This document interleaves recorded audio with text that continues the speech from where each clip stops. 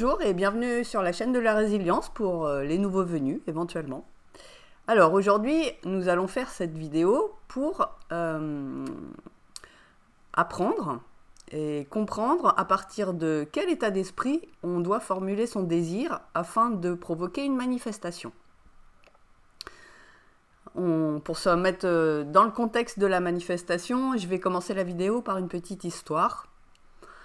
Et puis après, on verra en seconde partie exactement à partir d'où on peut commencer à formuler son désir.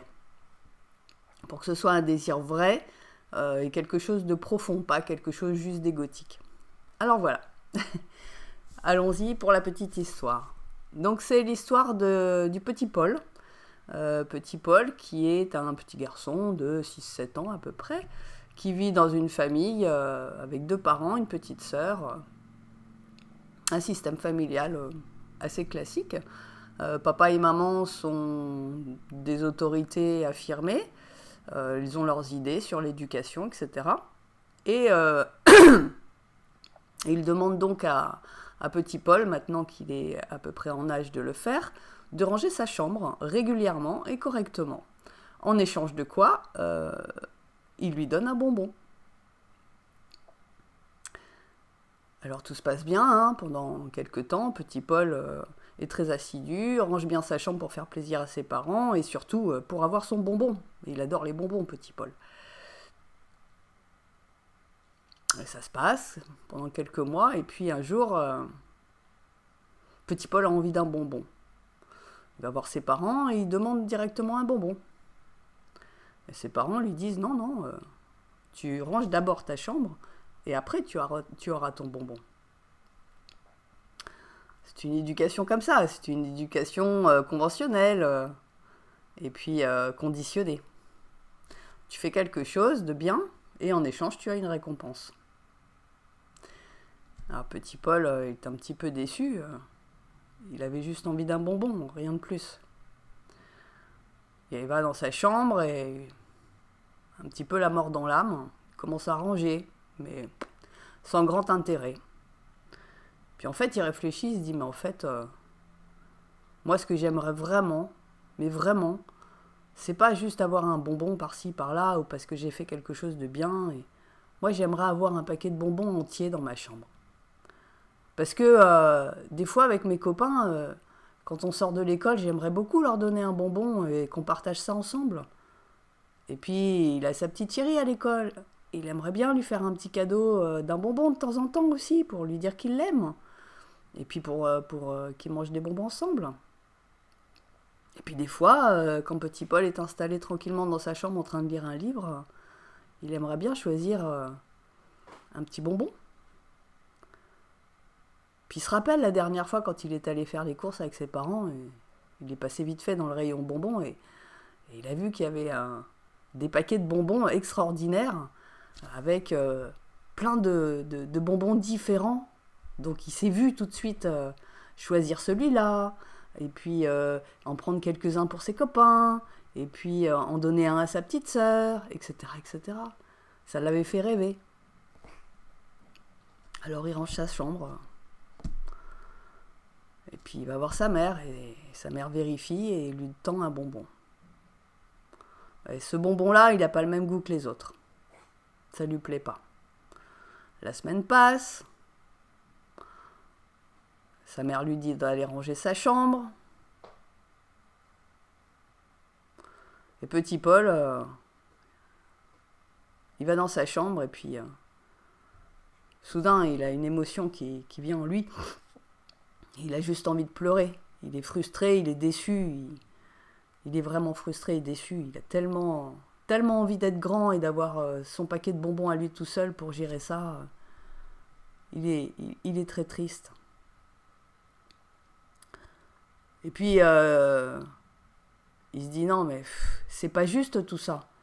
Alors la colère commence à lui monter. Il se dit mais moi, j'en ai marre de tout ça. Je veux plus de tout ça. Je veux mon paquet de bonbons et puis c'est tout. Puis la colère redescend et puis il se dit bon bah, il y a rien qui va jamais changer. faut que je range ma chambre si je veux un bonbon. Il faut que j'attende peut-être un jour. Mais c'est loin, quand on a 6 ans, de se dire à 18 ans, je pourrais acheter tous les bonbons que je veux. Il n'est pas satisfait.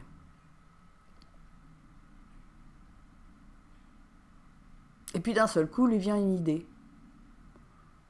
Il se dit, mais si je pleure, mes parents, ils vont pas céder. Donc ça sert à rien que je pleure. Si je me mets en colère, réellement, je vais tout casser dans ma chambre. Et ça va pas m'aider parce que non seulement j'aurai pas de bonbons, mais en plus je serai puni. Et puis je vais casser mes jouets, c'est bête.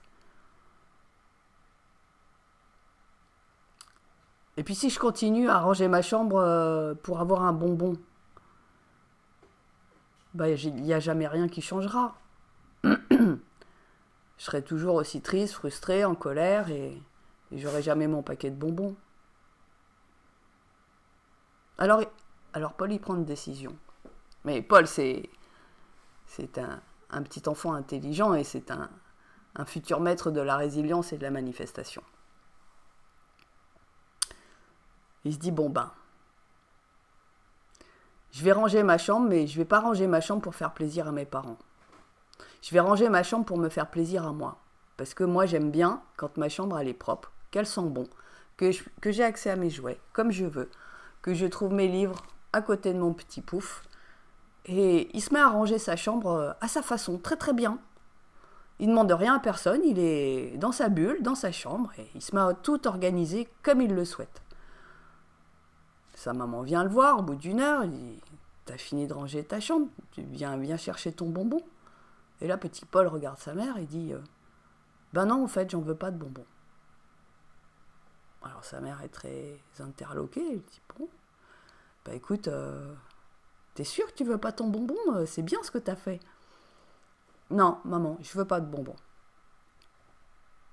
Bon, ben, l'autorité est sans voix. On verra bien ce qui se passe. Et puis les semaines passent et petit Paul continue assidûment, avec persévérance, à toujours tenir sa chambre en ordre de la façon dont il est le plus à l'aise, où il est satisfait de lui. Et systématiquement, il refuse le bonbon récompense. Mais dans son cœur, à petit Paul, il a toujours son idée. J'aimerais tellement avoir un gros paquet de bonbons avec plein de bonbons différents. Qu'est-ce que ce serait bien. Et les semaines passent encore. Et puis un jour, ça sonne à la porte, un week-end, et là, surprise, des cousins éloignés débarquent. Ah, ben, on était sur la route, on s'est dit qu'on pouvait s'arrêter, vous dire un petit bonjour et voir les enfants, etc. Et les enfants arrivent et les cousins sortent 2 gros paquets de bonbons, exactement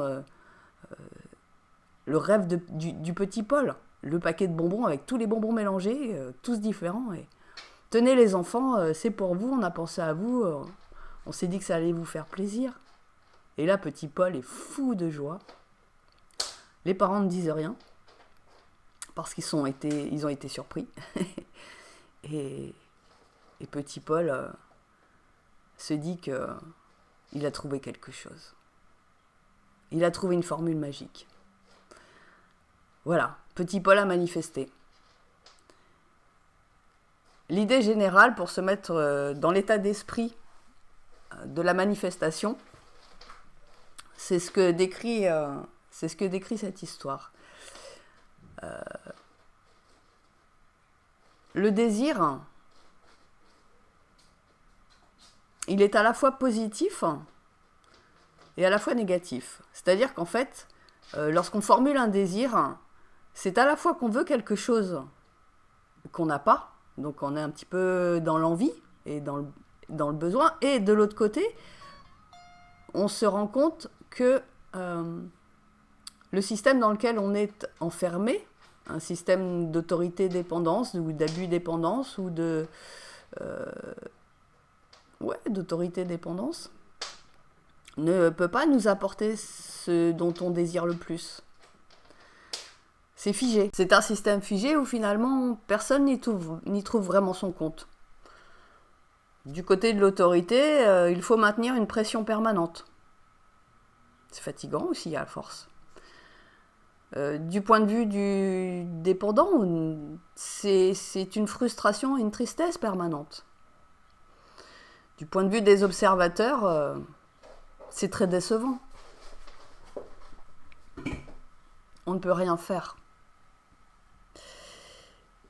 Eh bien, ce que Petit Paul réussit à faire, c'est justement à briser ce triangle de Karpman.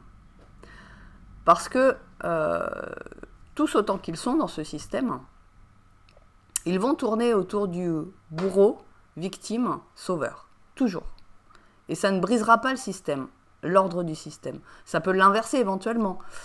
Si l'autorité finit par céder à la colère de l'autre, etc., etc. Mais ça ne change pas ce triangle. C'est toujours la même chose. Donc, qu'est-ce que fait Paul, en fait, pour briser ça ? Il part d'un désir profond. Il part d'un désir profond qui est plutôt positif. Et il constate, et ça c'est plutôt négatif, qu'il va falloir qu'il trouve une solution en dehors d'une solution émotionnelle de tristesse, de colère ou de fatalité, pour sortir, pour briser ce système-là. Donc il se met en posture de résilience. À la fois il a son désir, et à la fois il ne veut plus de ce système. Donc il le fait de façon très intelligente, c'est-à-dire qu'il refuse le conditionnement. Il faut qu'il range sa chambre, parce que c'est son intérêt avant tout. Donc il le fait. Mais il ne veut plus la récompense en échange. Il veut exactement son désir. Il ne veut pas les miettes, il veut son désir. Et la manifestation, elle arrive exactement, elle se déclenche exactement dans ce contexte-là. Un contexte où on a un désir, avec une impossibilité de l'obtenir dans l'immédiat, et à la fois un sentiment d'enfermement dont on veut briser les chaînes. Donc il y a un renoncement aussi, de l'autre côté. Et la foi, elle est vraiment au milieu de tout ça. Parce qu'on ne sait pas quand, ni comment, ni rien du tout. Même pas si ça va pouvoir se réaliser. On se dit, de toute façon, tous les systèmes finissent par changer, muer, évoluer, etc. Donc il n'y a rien de figé dans la vie. Mais on ne sait pas... Et la foi, elle est là. La foi, en fait, elle est... c'est elle qui nourrit le désir. Et la résilience, elle est dans le fait de ne jamais basculer, ni dans le sentiment de victime, ni dans le sentiment de bourreau, ni dans le sentiment de sauveur. Alors, concrètement, comment on fait ? Comment on s'y prend ? Par où on s'y prend ? Maintenant qu'on a posé tout ça et qu'on a vu exactement de quoi il en retournait, comment formuler un désir profond, un désir de cœur ? Eh bien, on part sur une base toute bête qui est le besoin et le manque. Regardez dans votre vie ce qui vous manque le plus, ce qui est redondant dans l'absence, le besoin et le manque, et reliez-le à un des 3 dossiers racines majeurs qui nous pourrissent la vie. Je les ai déjà évoqués dans les vidéos précédentes. 3 dossiers nous enquiquinent, qui sont reliés à la santé, au relationnel, donc globalement tout le relationnel qu'on peut avoir avec nos semblables et avec notre entourage, notre environnement, et le matériel et l'argent. Voilà, c'est vraiment à partir de ces 3 dossiers racines que l'on peut exprimer un désir profond, de complétude en fait. Si aujourd'hui, avec le recul que j'ai, un génie apparaissait en frottant une bouteille, et qu'il me demandait 3 vœux, eh bien je lui dirais tout simplement je veux la complétude intérieure. Donc ça c'est relié à un relationnel. Pour atteindre l'indépendance affective totale. Je veux ma complétude financière et matérielle et je veux l'homéostasie au niveau de la santé. Voilà, c'est tout. On est tous pareils. Nos désirs profonds, réels, sont là. Donc, mais commencez à exprimer les contours de votre désir par rapport à ce besoin récurrent ou à ce manque récurrent qui vient dans votre vie tout le temps. Et puis, considérez que le système dans lequel vous êtes, auquel vous appartenez, ne peut pas et ne veut pas assouvir vos désirs. Il va s'opposer à vous dès que vous allez basculer dans l'ego. C'est-à-dire que vous allez vous révolter, ou vous allez pleurer, demander, supplier, ou vous allez continuer à vous exécuter à contre-cœur. Si vous êtes dans l'ego, c'est sûr que ce système dans lequel vous êtes et auquel vous appartenez va se retourner contre vous. Pour vous remettre dans le rang, tout simplement parce qu'un système ne veut pas basculer, ne veut pas changer. C'est vous qui allez changer. Et tout va se faire dans le silence. Tout va se faire dans la résilience. Admettons que vous ayez un besoin récurrent d'argent. Voilà, c'est tout simple, c'est concret. C'est redondant dans votre vie. À chaque fois que vous voulez faire un projet, vous vous heurtez à ce problème. J'ai pas assez d'argent, ou je sais pas comment gagner plus d'argent, ou je sais pas gérer mon argent, voilà, ça va pas. Au niveau de l'argent, ça va pas. Donc, vous allez vouloir, je sais pas moi, par exemple, gagner au loto, ou exposer votre chiffre d'affaires de l'entreprise, ou je sais pas, avoir en tout cas cette manifestation d'argent qui vous permette de vous sentir enfin libre et enfin en sécurité. C'est ça derrière l'argent, hein, c'est la sécurité et la liberté. Hein. Donc exprimez votre désir et assumez-le. Si vous voulez gagner je ne sais pas combien de millions, ou je ne sais pas combien de centaines de milliers de francs, ou peu importe, d'euros, pardon. Les francs c'est pour la Suisse. Exprimez-le et assumez-le. Si vous avez des projets qui nécessitent ces sommes-là, bon, elles ne vous appartiendront pas forcément, mais ce sera des levées de fonds. Si vous voulez faire un film, réaliser un film, que ça vous tient à cœur vraiment, et que votre principal problème, c'est pas de trouver des acteurs, un scénariste, n'importe quoi, mais vraiment le problème financier, assumez votre désir. Je veux réaliser ce film. Et j'ai besoin pour cela de, soyons larges, 15 millions.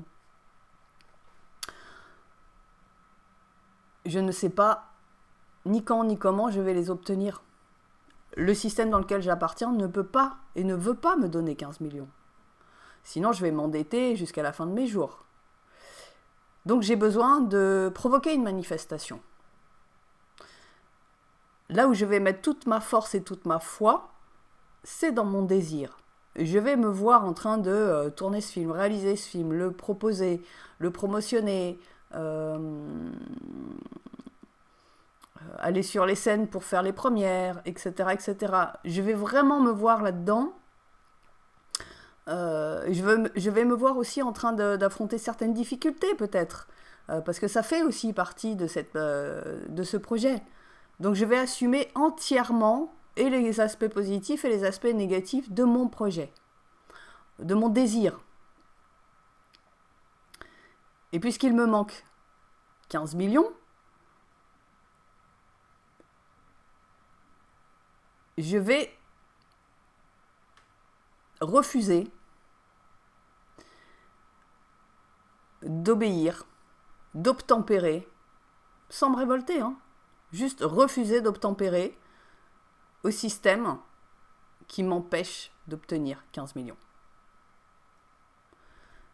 je vais continuer mon quotidien du mieux que je peux, avec les moyens du bord, avec les moyens dont je dispose.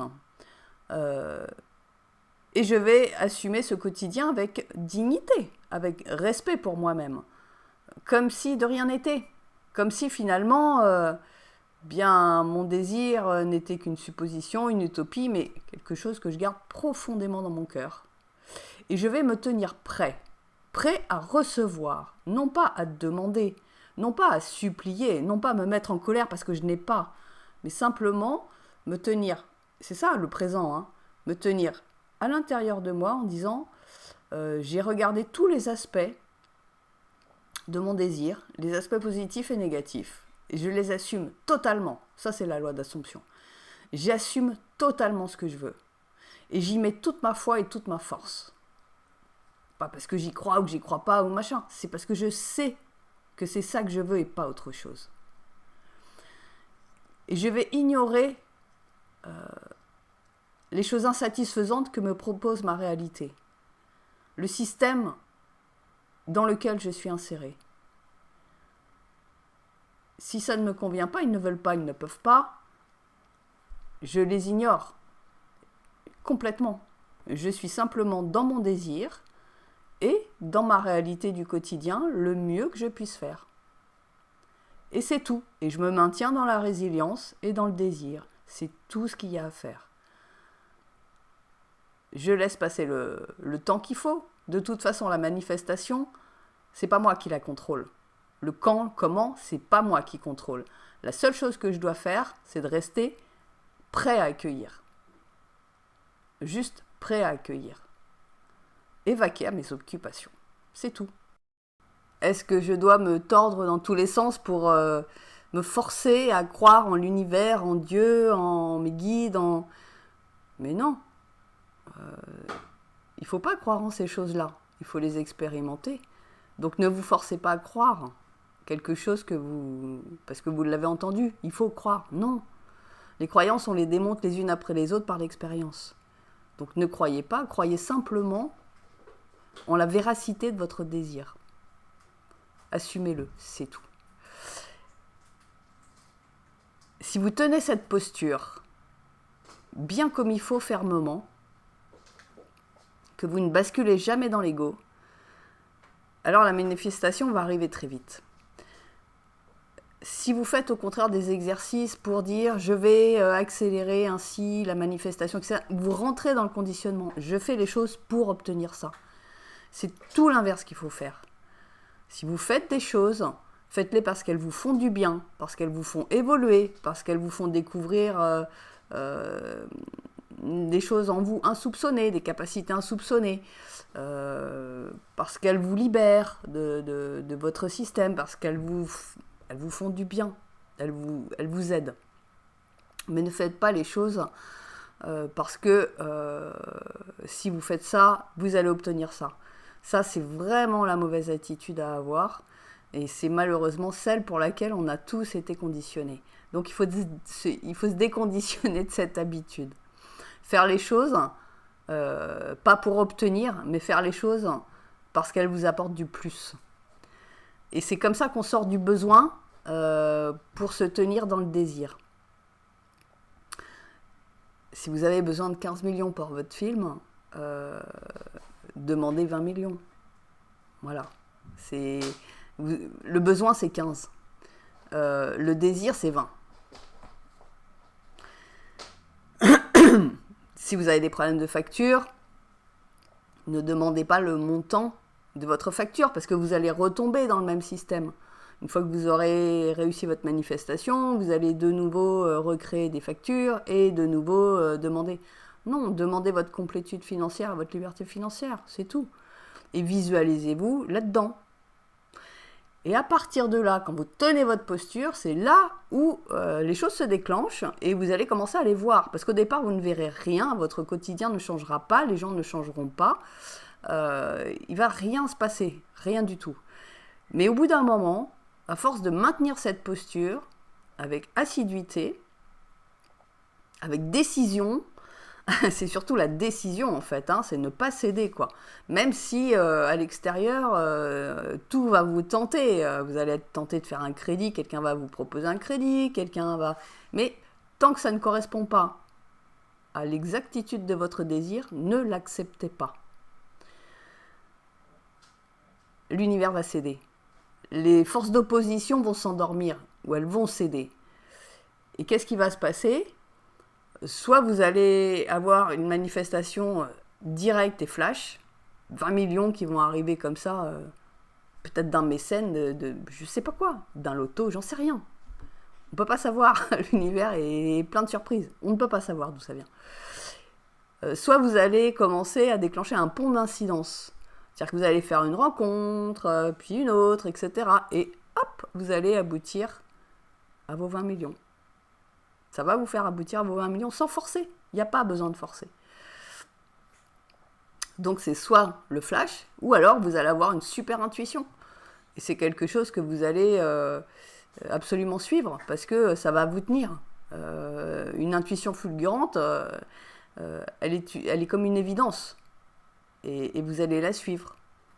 Donc ne vous inquiétez pas si vous n'êtes pas intuitif, si vous n'entendez pas les petites voix sympathiques, si vous ne voyez pas les signes autour de vous, si vous les cherchez puis que vous ne les voyez pas, etc. De toute façon, ça va vous trouver. Maintenez simplement votre position et de résilience par rapport aux systèmes qui sont opposants à votre désir et nourrissez, cultivez votre désir à l'intérieur de vous pour que vous puissiez tous les jours, en vous réveillant le matin ou en vous couchant le soir, dire « Ouais, je suis prêt. Consciemment, je suis prêt. Inconsciemment, j'ai fait le travail pour qu'il n'y ait aucun obstacle. » Le travail inconscient, on le verra un petit peu parce que c'est un petit peu à part et il y a quand même quelque chose à faire dessus. Mais si consciemment, vous pouvez vous dire... il n'y a aucun souci, aujourd'hui ça peut arriver, ça peut tomber, je suis prêt en fait. Mon projet il est tout ficelé, je suis prêt. On y va. Je me lance et je suis décidée. C'est tout. Donc voilà, donc le désir, chacun a ses désirs. Les désirs viennent d'un manque ou d'une absence ou d'une récurrence dont on n'arrive pas à se libérer. Et c'est pas ça qu'il faut demander précisément, il faut aller au-delà. Donc là, je vous ai pris l'exemple de l'argent pour un projet, mais ça marche pour la santé et ça marche aussi pour l'affectif. Par exemple, on est très peu à être conscient d'être dépendant affectif. Or, vous voyez bien autour de vous, et même à vous si ça vous arrive et que vous êtes en couple et que votre couple se brise, vous vous sentez complètement vide et perdu. Eh bien, c'est le signe, et quand ça dure en plus, eh bien, c'est le signe que vous êtes dépendant affectif encore. Alors, ok, prenons le cas de la dépendance affective. Votre désir d'ego, c'est-à-dire celui qui va affronter le plus instinctivement, c'est je veux rencontrer quelqu'un d'autre, quelqu'un de mieux, quelqu'un, je sais pas, de fidèle, d'attentionné, etc. Quelqu'un qui me comble. Vous voyez la phrase dont on se sert, quelqu'un pour me combler. Mais en fait, le désir profond, il n'est pas là. Le désir profond, il est de vous sentir en complétude, que vous ayez quelqu'un dans votre vie ou que vous n'ayez personne. Et le désir arrive là, c'est qu'on est déjà comblé, on n'a déjà plus ce sentiment de manque parce que on sait se gérer au quotidien, on apprécie d'être seul, on apprécie d'être accompagné. On apprécie dans les deux cas. On ne souffre plus, on n'est plus dans l'ego quand on n'est plus dans le manque. On n'est plus réactif. Et dans ces cas-là, oui, si on a vraiment envie d'avoir une expérience dans le couple, la manifestation va vous mettre quelqu'un sur votre route. Il n'y a aucun doute à avoir là-dessus. Mais il faut que ce soit un désir et pas un besoin. Si c'est un besoin, c'est qu'il y a une dépendance. Un besoin ou un manque, c'est qu'il y a une dépendance. Et la dépendance affective, elle peut se guérir de deux manières. En tout cas, moi, je connais deux manières. La première façon est une façon douce et progressive, par des techniques de recouvrement d'âme, comme ça vous trouverez. Et la deuxième, celle que j'ai moi expérimentée, c'est de formuler le désir de complétude et d'activer la manifestation pour y arriver. C'est-à-dire qu'en fait, il faut refuser absolument de courir après une affection de qui que ce soit, ou l'amour de qui que ce soit. C'est-à-dire refuser toutes les miettes qu'on peut vous donner, restez en vous-même, posez-vous et lâchez prise. Ça dure 3 jours, c'est intense. Vous renoncez à tout ce que le monde extérieur peut vous offrir, qui n'est pas de l'amour. Et là, il y a un miracle qui se produit, votre âme réintègre le corps. C'est un truc, je ne sais pas si c'est pour tout le monde. Mais en tout cas, sur moi, ça a fonctionné, sur beaucoup d'autres personnes, ça a fonctionné. Donc la méthode douce, c'est quand même le recouvrement d'âme, malgré tout. Donc le recouvrement d'âme, c'est une technique que vous pouvez appliquer. Et si elle vous convient et que vous en ressentez un bien-être, continuez-la. Pas pour obtenir quelqu'un dans votre vie, mais pour obtenir votre propre complétude. Ne cherchez pas à l'extérieur, tout vient de l'intérieur. Et ça, c'est une vérité. Pour illustrer ça, je vais vous raconter une anecdote personnelle de manifestation. C'était il y a très longtemps, et à l'époque, je ne savais absolument rien sur la manifestation, pas grand-chose sur la spiritualité, et encore moins sur la magie de la vie. Très tôt, j'ai développé une passion pour le cheval. Pour l'équitation, mais surtout pour le cheval. Et puis, arrivé à l'adolescence, j'ai eu un petit peu l'idée de devenir propriétaire de cheval. J'avais un système familial absolument opposant à ça. Mais alors, quand je dis opposant, c'était vraiment opposant. Donc, j'étais obligée de travailler pour me payer des heures d'équitation. Ou alors d'aller monter à droite, à gauche. Bref, c'était un petit peu compliqué. Et arrivé au niveau du bac, quand on décide de faire des études après, j'ai renoncé à mon désir d'être propriétaire de cheval. C'était pas possible. J'ai gardé ce désir à l'intérieur de moi. La vie a continué, des années ont passé. J'ai arrêté complètement l'équitation parce que j'étais écœurée. Et un jour, j'ai signé un CDI, quelque chose qui m'intéressait relativement. Et je n'étais pas dans une situation très confortable à l'époque. J'étais encore jeune, j'avais beaucoup voyagé, j'étais de retour ponctuellement chez mes parents parce que j'avais pas de logement. Mais je signe ce CDI. Et l'intuition me revient de dire, maintenant, ça y est, c'est bon, je vais pouvoir assumer mon désir. Le désir, il existait toujours, mais je ne l'avais pas assumé en fait. Je me donnais pas le droit d'assumer ce désir. Mais avec le CDI, je me suis dit oui, là je vais pouvoir m'acheter un petit cheval, hein, un petit cheval sans prétention, hein, pour faire des balades.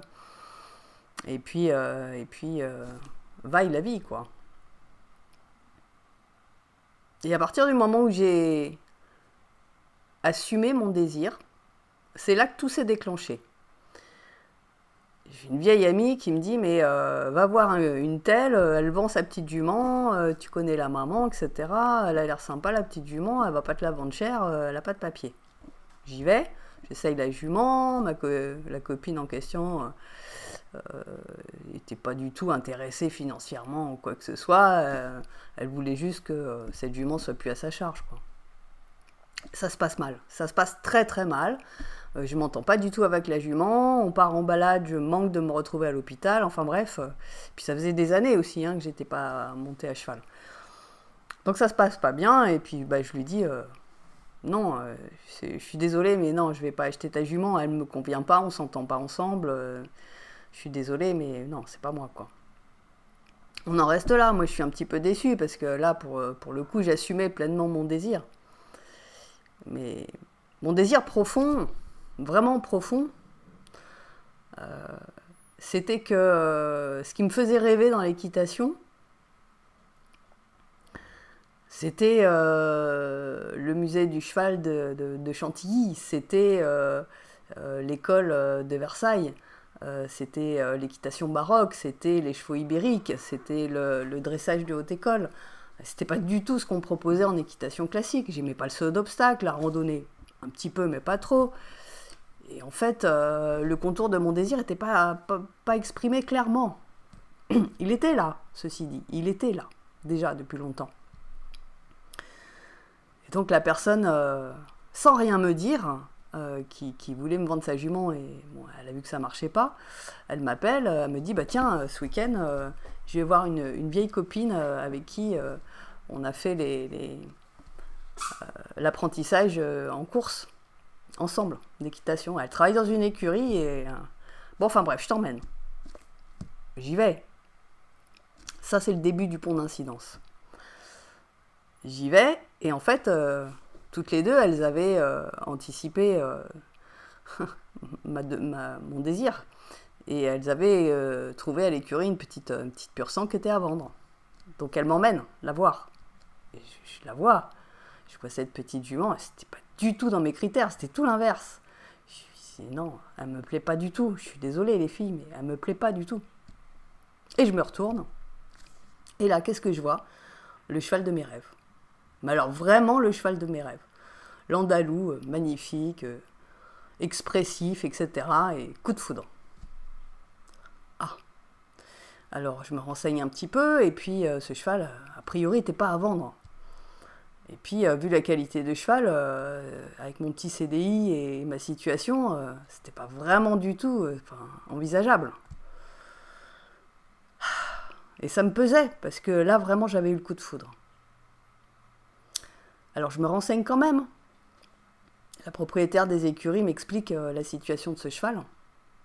C'était un cheval très compliqué, un cheval qui avait été traumatisé, qui avait été racheté par son mari, et elle en avait marre parce que son mari s'en occupait pas finalement. Et que le cheval, il était quasiment intouchable. En plus, il était entier, il fallait 2 personnes pour le sortir du box pour l'emmener au paddock. Il y avait un moniteur super qualifié pour essayer de reprendre le débourrage à zéro de façon correcte. Enfin, c'était déjà un cheval à problème. Ah, nous avons un intrus. Et donc, on a une conversation avec la proprio qui me dit, bah écoutez, moi, a priori, je suis pas contre le fait de le vendre, et j'en voudrais une certaine somme. Je manque de m'étouffer. Je dis, bon sang,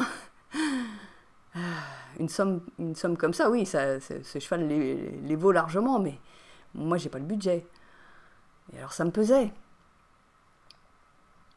Et puis, je réfléchis, et puis je dis, bon, un CDI, éventuellement, j'ai l'intuition de dire, je peux couvrir, j'ai pas de crédit, j'ai pas de dette, éventuellement, je peux demander un prêt à la banque. Donc, je le fais. Je rappelle la propriétaire, je lui dis, bon, écoutez, voilà ce qu'il en est. Moi, je me positionne sur le cheval, mais je suis dépendante de la réponse de la banque. Je ne peux pas m'engager tant que j'ai pas la réponse de la banque. Donc elle me dit, c'est pas grave, viens l'essayer déjà quand même, voir s'il te convient, etc. Donc j'y retourne avec mes copines. Et le moniteur m'explique un petit peu les codes pour pas affoler le cheval, etc. Je me pose dessus. Et là, magie, je me sens super bien. Le cheval est en confiance, je suis en confiance, je fais du pas, du trot, du galop. C'est exactement la sensation parfaite que je voulais, quoi. Et bien sûr, tout se confirme. Hein. La banque m'appelle, elle est OK. Alors là, donc je rappelle ma copine, je lui dis, écoute, la banque est OK, maintenant il va falloir que je m'organise parce que le cheval peut arriver d'un moment à l'autre, finalement on peut aller le chercher rapidement. Il faut que je lui trouve une pension, parce qu'un cheval entier, hors de question de le mettre dans un club. Il y avait un club juste à côté, mon club de quand j'étais gamine. Je dis, ouais, mais... Alors elle me dit, mais t'inquiète pas, j'en ai parlé à mes parents, ils sont d'accord, ils vont te prendre une petite pension Ça va pas te ruiner. Et puis, quand tu es au boulot la journée, ils le sortiront au paddock tout seul, à part. Il n'y a pas de souci pour ça, ne t'inquiète pas. C'est pas luxe à la maison, mais au moins, comme on a déjà des chevaux, ça tourne. Je dis, ok, d'accord, ça rentre. Puis bon, au niveau du boulot, c'était pas super. J'étais encore en période d'essai quand même, c'était vachement risqué. Je dis, tant pis, c'est pas grave, on verra bien. On verra bien comment ça se passe. Au pire des cas, au pire des catastrophes, je serais résigné à revendre le cheval. On va chercher le cheval, on l'installe, etc. J'avais pas de voiture, pas de logement à moi et pas de voiture. De là, je vais au club pour savoir si je pouvais utiliser de temps en temps les installations pour continuer le travail de débourrage et de dressage de mon cheval. Mon cheval maintenant. Et la propriétaire, super sympa, que je connaissais déjà il y a très très longtemps, me dit, écoute, oui, il n'y a pas de souci, donc on discute, etc. Et puis, donc elle sait que je suis obligée de venir en vélo après le boulot pour aller m'occuper de mon cheval, donc à pas d'heure, puisque je quitte le travail à 6h, le temps de rentrer, il est 20h. Mes parents sont pas au courant, ils sont opposants, donc ils sont pas au courant de rien. Et là, cet ami me dit... écoute, il y a la petite maison attenante au club qui va se libérer, qui est en location, qui était en location jusqu'à là, et qui se libère là ce mois-ci. Donc si tu veux prendre la location, vas-y tout de suite, quoi, avant que ce soit reloué. Ah, alors là, extraordinaire, miracle. Tout se passe impeccablement bien, les propriétaires de la petite maison me signent le bail, etc. Il n'y a pas de souci. Ça y est, j'ai une maison. Juste à côté de mon cheval, juste à côté du club. Et puis de là, problème de voiture. Mon frère m'appelle, me dit, écoute, j'ai mon copain, il se débarrasse de sa vieille voiture, elle est pas super jolie, mais bon, elle passe au contrôle technique, elle est nickel, il en veut plus. Donc à 300 balles, tiens, tu récupères la voiture. Voilà. En l'espace d'1 mois et demi, j'ai eu le cheval de mes rêves, la fin de période d'essai avec mon CDI, qui continue, vraiment en CDI pour de bon, le logement et la voiture. Ça s'appelle un pont de manifestation. Et le pont de manifestation, c'est ce que je vous explique dans cette vidéo, il se déclenche à partir du moment où on a formulé son désir dans son intégralité et où on l'assume. On l'assume totalement. Peu importe les circonstances extérieures, peu importe les oppositions extérieures, à partir du moment où on assume son désir pleinement, le pont d'incidence se met en place. C'est ça la magie de la manifestation. À l'époque, je ne savais pas. Maintenant, je sais comment ça fonctionne, parce que je l'ai expérimenté bien d'autres fois après ça, bien d'autres fois. Donc voilà. Je vais terminer cette vidéo qui concerne la formulation du désir. Allez au-delà de votre besoin.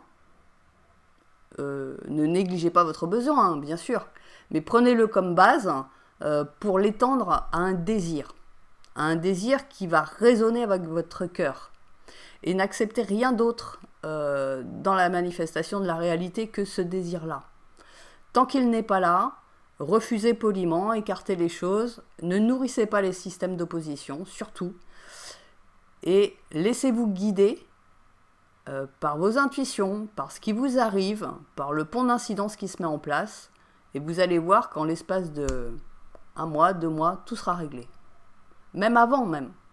Ça peut arriver bien avant, ça dépend de ce que vous désirez, si c'est quelque chose de gros, d'important, qui nécessite des transports, comme moi c'était dans le cas, voilà, mais ça arrive très très vite, à partir du moment où vous assumez vos désirs. Par contre, faites attention à vos désirs, parce que si vous assumez un désir, c'est sûr qu'il va arriver. Donc formulez bien vos désirs. Voilà, on se quitte là-dessus, et puis suite à la prochaine vidéo, on va rentrer un peu plus, je pense, dans l'histoire de l'inconscient et du subconscient qui s'opposent à l'assomption de votre désir.